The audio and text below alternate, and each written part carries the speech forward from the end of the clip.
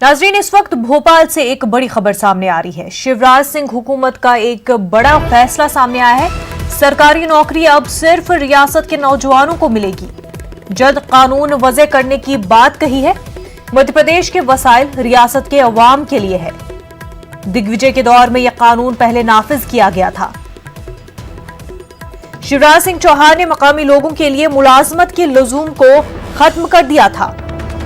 70% मुलाजमत MP के नौजवानों के लिए कमलनाथ के दौर में सनतों रेजरू थी। नाजरीन, आपको बता दें कि भोपाल से यह अहम खबर है। शिवराज सिंह हुकूमत ने एक बड़ा फैसला किया है। सरकारी नौकरी अब सिर्फ रियासत के नौजवानों को ही मिलेगी। जल्द कानून वज़े करने की बात कही गई है। मध्य प्रदेश के वसाइल रियासत के अवाम के लिए है। दिग्विजय के दौर में यह कानून पहले ही नाफिज किया गया था। शिवराज सिंह चौहान ने मकामी लोगों के लिए मुलाजमत के लजूम को खत्म कर दिया था। आज मध्य प्रदेश सरकार ने एक महत्वपूर्ण फैसला किया है। मध्य प्रदेश की शासकीय नौकरियां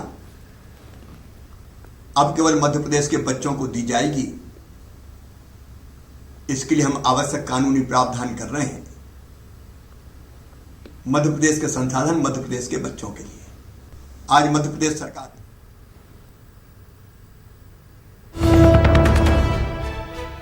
तो नाजरीन, अहम खबर आपको भोपाल से जुड़ी हुई दे रहे हैं। शिवराज सिंह हुकूमत का ये बड़ा फैसला है। मजीद तफसीलात के साथ हमारे नुमाइंदे मेहताब आलम हमारे साथ जुड़ चुके हैं। मेहताब, ये जो फैसला शिवराज सिंह हुकूमत ने लिया है, किस तरह से इसको देखा जा रहा है?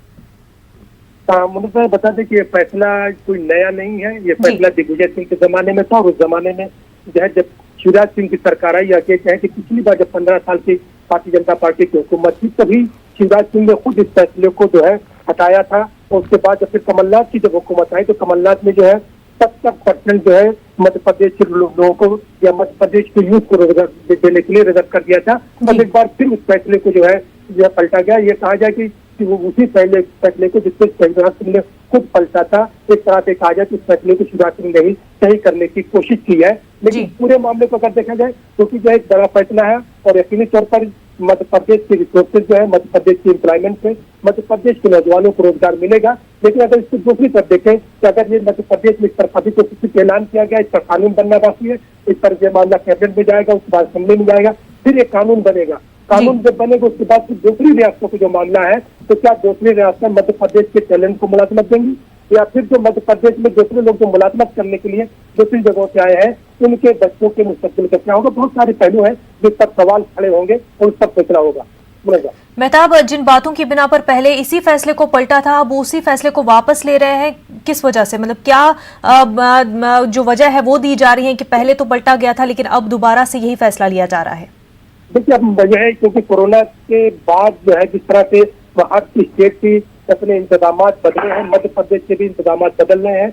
वहाँ पर रोजगार की जिस तरह से डिमांड हो रही है और सभी लोगों से ये कहा जा रहा है कि अपने अपनी रियासतों में मुलाजमत दीजिए, और लोग जो है यूथ अब अपने स्टेट से बाहर जाना नहीं चाहते हैं। तो ऐसे में एक बड़ा चैलेंज है। और फिर दूसरी बात यह कि मध्य प्रदेश में असेंबली की एक नहीं बल्कि 27 सीटों पर असेंबली के जिनमें इंतखाबात होने हैं, वहाँ पर यूथ को अट्रैक्ट भी करना है।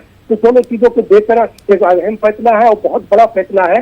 यकीनन इस फैसले से मध्य प्रदेश की यूथ को रोजगार मिलेगा, लेकिन इसके दूसरे भी उससे पहलुओं पर नजर करनी होगी कि मध्य प्रदेश के जो लोग हिंदुस्तान की दूसरी रियासतों में रहकर मुलाजमत कर रहे हैं, वहाँ पर उन रियासतों में क्या होगा। क्या वो रियासतें जो मध्य प्रदेश के लोगों के लिए दरवाजे बंद करेंगी? अगर एक फेडरल सिस्टम इस तरह का निजाम होता है तो एक नई चीजें बहस शुरू होगी, उस पर भी गौर करने की जरूरत है। बिल्कुल मेहताब, बेहद शुक्रिया आपका तमाम तफसीलात के लिए।